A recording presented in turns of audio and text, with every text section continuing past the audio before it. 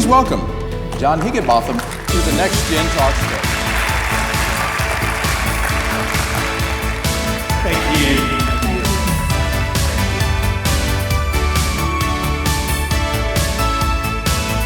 Well, good afternoon. Hope everybody is doing well. I'm really excited to be here. I want to start out by taking a moment to congratulate all the NextGen 30 winners, and again, welcome the others in the audience. So in today's economy, companies are continued to be focusing on growing that top line, the revenue. They're worried about minimizing expenses and obviously trying to get the greatest return for their shareholders. But there's new influences that are impacting their decisions. There's the internet and competition that comes from it. There's things like employee expenses, their healthcare expenses, recruiting, all of that is going up. They're finding that it is harder and harder to be profitable. But what I'm excited to talk about is the fact that employees in recent years, and BOK is no different, have decided that the employee is the single greatest asset of their company. And with that, I wanted to talk about the fact that the problem that you have seen with companies is that you've got rising employee turnover. And with employee turnover, there's added costs. So let me share some statistics with you. If you look at our aging workforce and the fact that we have baby boomers that are now retiring, the median tenure of our employees of the millennial age is 3.2 years with their company, whereas the baby boomers are 10 and a half years. So what does that mean? It means added expense. As I outlined here, the replacement costs, believe it or not, can be 33 to 75% of the annual salary of that individual. Now that seems like a huge number, but if you stop and you think about the lost efficiencies that are going on with the job being open, recruiting costs, sign-on bonuses, all of those things that add up, it's a big number.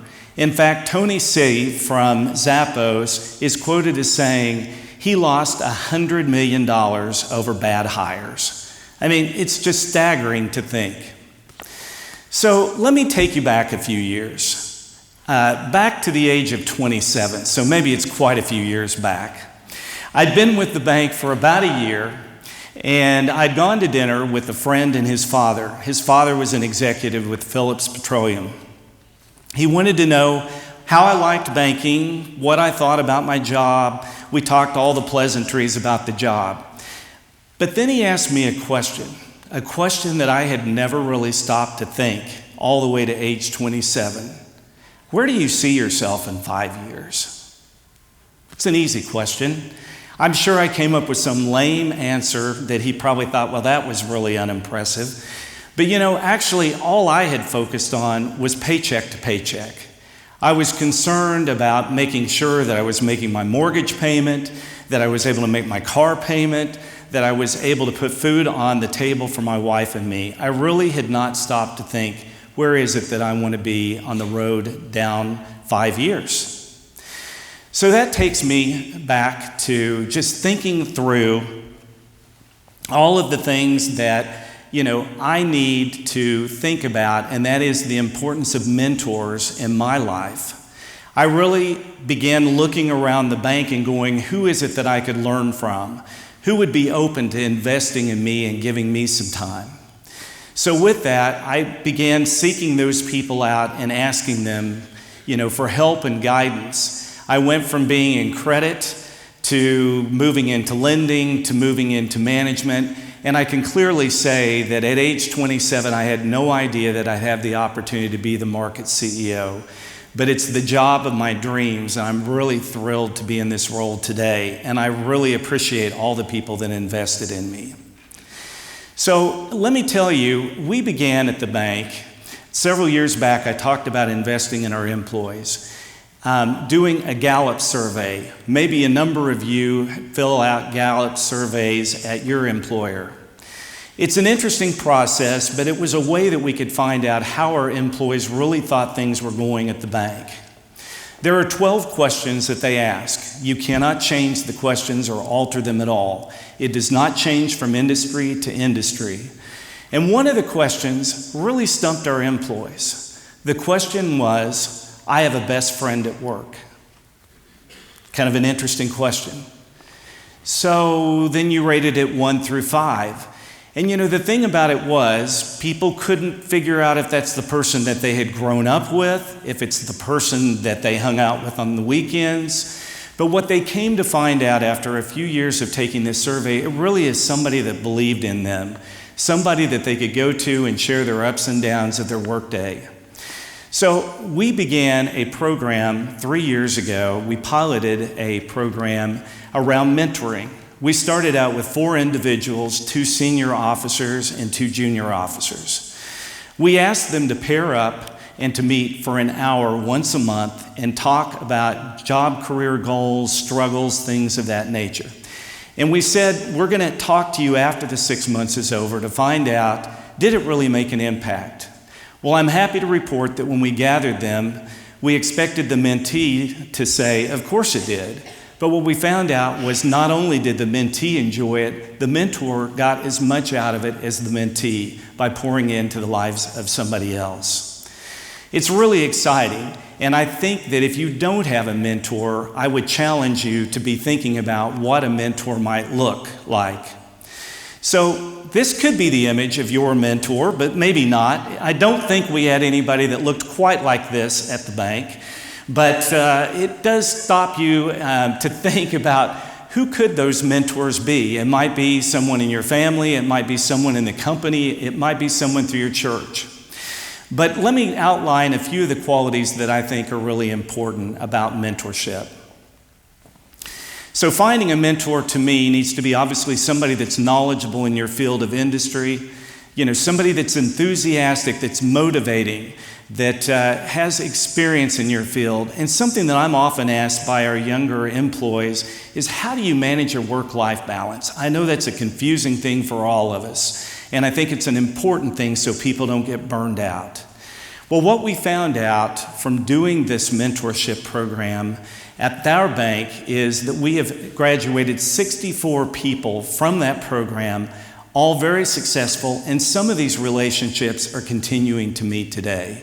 It's really been an impactful introduction into our bank, and it's something that we're going to continue in the future. So I was in a board meeting recently at the Chamber of Commerce, and a young woman, Melanie Anthony, who is the development director of an organization called Pivot, which is a member agency of United Way, shared a story. And the story really resonated with me. The story was about a young woman named Lori. Lori was in her senior year of high school in a very troubled family. She was kind of in and out of issues with the counselor, but had built a relationship. Well, when Lori turned 18, still in her senior year, her mother kicked her out of the house. Can you imagine that? I can't. She didn't know where to go. She had no other family. I'm sure she did some couch surfing at friends' house, depended on their generosity for food, things of that nature. But Lori was really out on the streets, basically. She went to the counselor at high school and she said, I don't know what to do. I don't know where to go. And fortunately, this counselor knew about Pivot. So Pivot became a part of her life. They brought mentors in that told her she could finish high school. They provided her with the resources that she needed to really be successful.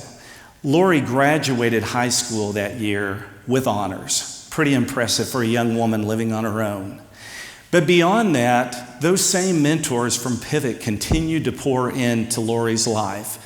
They helped her with financial aid, with scholarship applications, and I'm happy to say that Lori is now enrolled as a freshman in one of our Oklahoma colleges, working on a career. She didn't think she could do it, but the mentor did.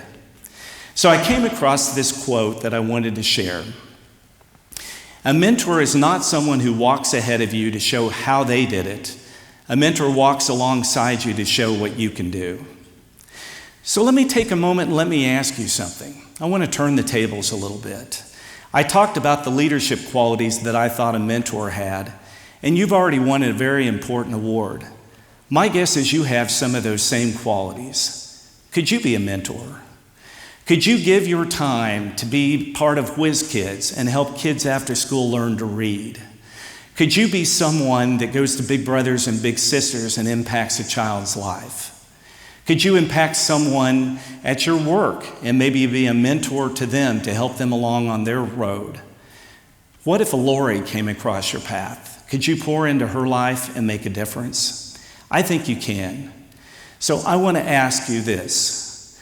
I want to ask you, do you have a mentor, and could you be a mentor? Thank you very much.